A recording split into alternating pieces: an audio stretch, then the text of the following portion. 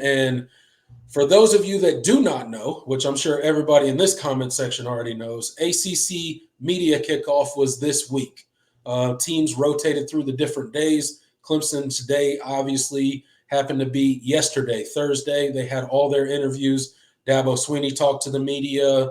Barrett Carter talked to the media. Cade Klubnik talked to the media. RJ Mickens talked to the media.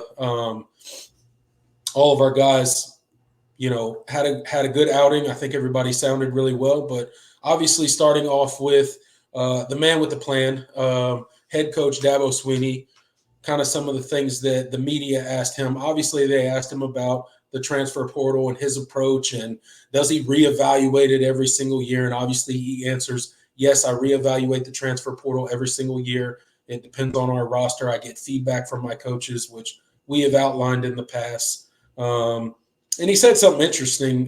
Not that he hasn't said this in the past, but I think it's interesting for people to hear this, especially about the transfer portal when it comes to Dabo Swinney. He said, if I wasn't at Clemson and I took another job, I would probably be in the transfer portal quite a bit because I'd be building a new team. And most of my roster would be turning over. So I thought that was interesting. What did you kind of think about just an overview of kind of the thoughts that Dabo Swinney had, kind of his demeanor, how he carried himself in the ACC media days? I didn't really see any awkwardness, at least on camera from our view. When it came to the lawsuits, everybody kind of steered away. There was no questions about that kind of stuff.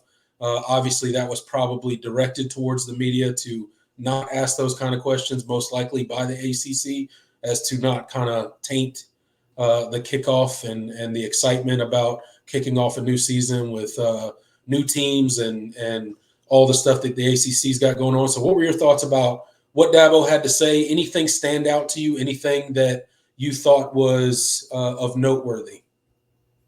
Yeah, I mean, they of course, you mentioned they asked about the transfer portal and all of that, and I thought he gave a really good answer.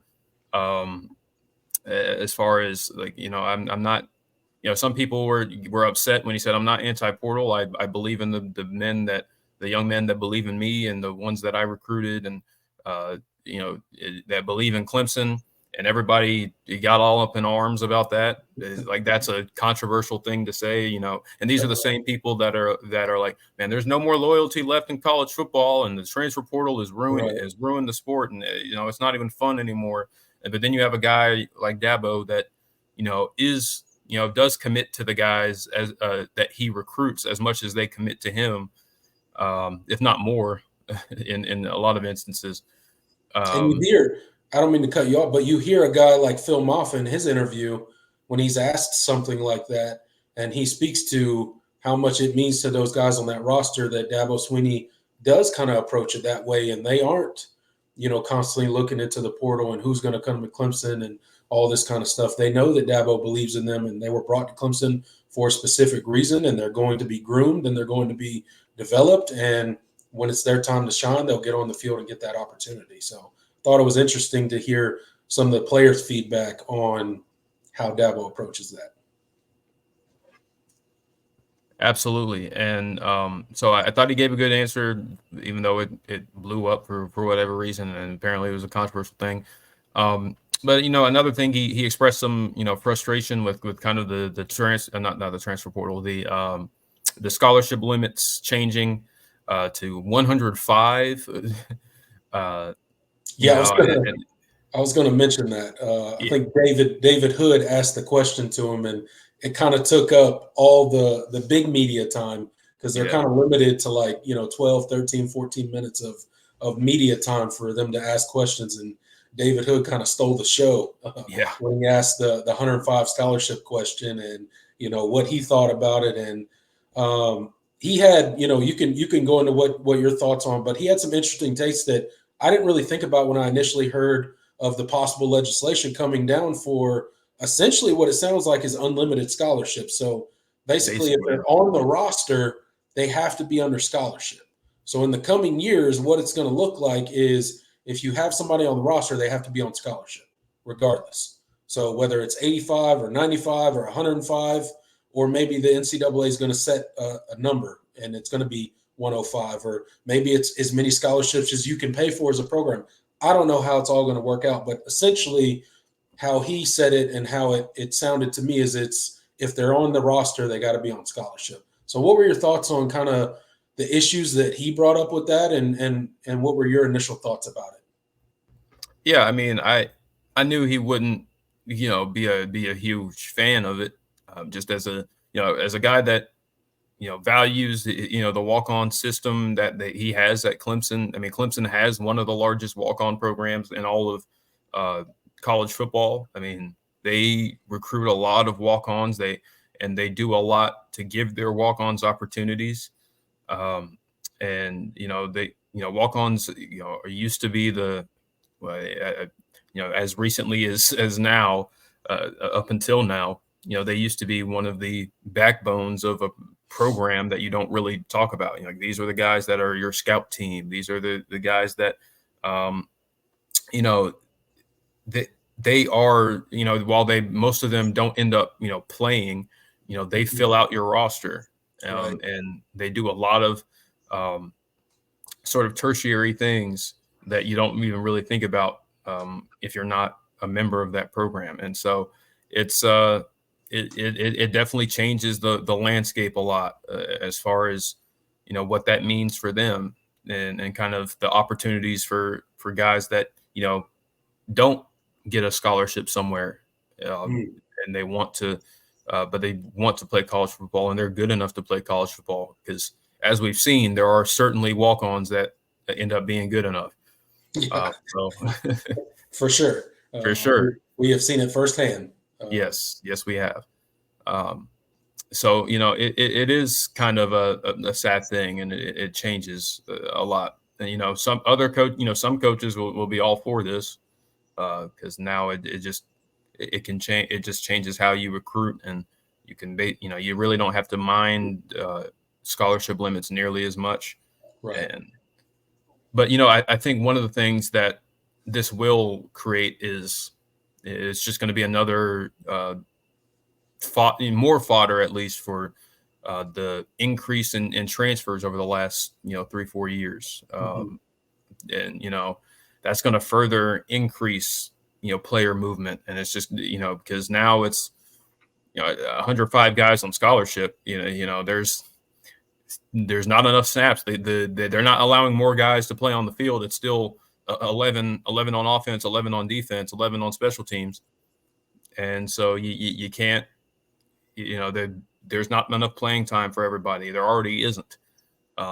So now, you're just going to see a lot more movement of guys, jumping into the portal, looking elsewhere. And so now it's, that's kind of the reality. And that's going to be something that we'll have to monitor, because, it's more than, I don't know if they've approved it officially, but I know they said they were very likely to when they do have that meeting. So I don't think it's approved yet. But as far as I was looking into it, it's obviously a result of this college football lawsuit being settled, and all of that money being shelled out to the old players that and all of the players that didn't get paid prior to. And what that did was, I guess, trigger this scholarship deal. So it was kind of a unintended consequence, I guess, of the settled lawsuit that happened between the NCAA and that class action lawsuit that was brought against them. So again, it's going to be interesting. I think he brought up some interesting reasons as to why it's not necessarily, all sunshine and rainbows and all good things. I think more scholarships is, in one breath, a good thing. It can be a useful thing. But again, I think he brought up some valid points that I personally didn't think of prior to listening to him about roster management. And you bring up the walk-on piece, and maybe there's guys out there that, would have gotten opportunities as walk-ons before that are no longer going to get those opportunities anymore, because some teams are probably going to choose to just stack the roster with as many big-time recruits as they can. And that's what you should do, obviously. But then again, you think about the nuances of going through a season and the preparation process, and, those 20 or so walk-on guys that fill out your your scout team and do all that scout team work, and all they're doing every single week is studying the opponent and trying to mimic the opponent as best they can for your first team offense and your first team defense. And if you don't have that, you could see where that can become a problem with Right. preparation. Well, the responsibility will fall on the scholarship kids. Players. And what kind of scholarship player is going to be interested in? Right. I'm not going to learn Clemson's offense. I'm not going to learn Clemson's defense. I'm going to learn Boston College's offense. I'm going to learn Duke's offense. I'm going to learn so-and-so's offense. I'm going to be running their plays all year and doing scout team. And I'm for sure never getting a shot to get on the field because I'm not even, studying our offense. I'm studying the opponent's offense. So I get where that could be, tricky when it comes to managing your roster. And, you talked about the unintended consequences of increased transfer portal and stuff like that. I could see the transfer portal. I mean, it's crazy to think that there could be any more people enter the transfer portal than already do every single year. But obviously, if you have 105 scholarship players, it'd be nothing for 30 dudes to enter the transfer portal, I think. Especially if, 25 of those guys, you heard Dabo mention you travel 80 players to road games. So if you have 105 scholarships and you're traveling 80 players, so 25 players are sitting at home every road game.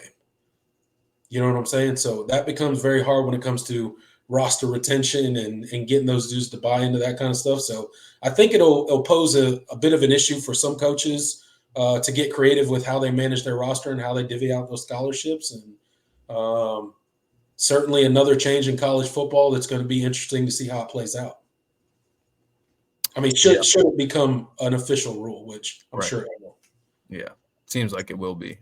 So, yeah, and there another situation where people in the media are going to be like, Dabo's yelling at a cloud, but and then all of a sudden, when they implement this rule 2 years and 2 years down the line, and we've had a sample size and we know what effects have happened, a lot of them end up being the stuff that he was talking about and warning people about. It happened with the transfer portal, happened with the implementation of NIL.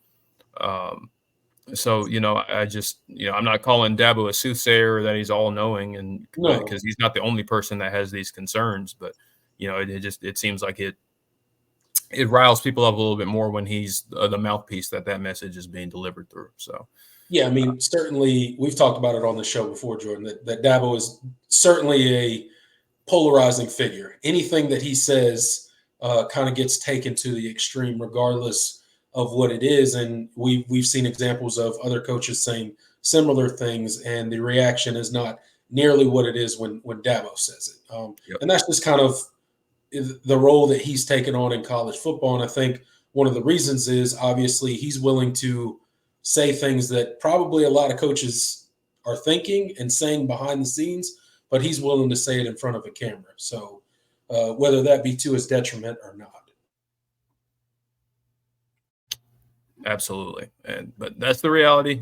He's been the coach for 15 years. He's dealt with criticism on the outside from the end, from his own fans, that he's people thinking that, asking, begging him to change. And, that's not going to happen. He's always going to be who he is. And yeah, it's absolutely.